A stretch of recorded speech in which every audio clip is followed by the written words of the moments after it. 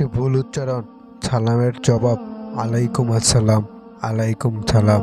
আমাদের অনেকেরই সালাম দিতে গিয়ে বা সালামের উত্তর দিতে গিয়ে অজান্তেই ভুল হয়ে যায়। ইতিপূর্বে এপ্রিলে 2005 সালামে বিভিন্ন ভুল নিয়ে লেখা হয়েছিল। সেখানে সালাম দেওয়ার ক্ষেত্রে আমাদের অনেকেরই উচ্চারণ যে বিভিন্ন ভুল হয়ে থাকে সে বিষয়ে লেখা হয়েছিল।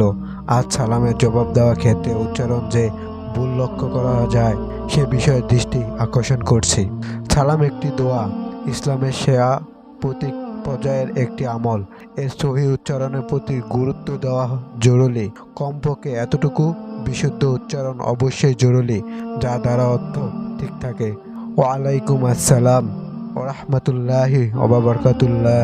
আরবি দেখে এর সহি উচ্চারণ শিখে নেওয়া উচিত, অন্যথায় কণ্ঠ বাদ পড়ে যায়। ওয়ালাইকুম আসসালাম এর স্থির আলাইকুম হয়ে যায়, যা স্পষ্ট ভুল।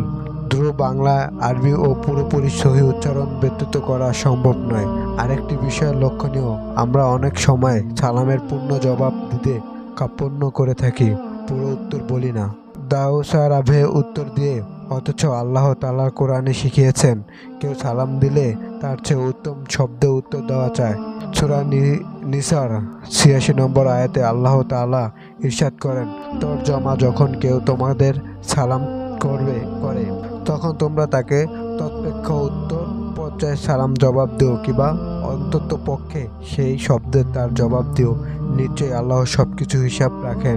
আপনি যদি ইসলামী গল্প শুনতে ভালোবাসেন তাহলে আমাদের চ্যানেলটিকে সাবস্ক্রাইব করে রাখুন।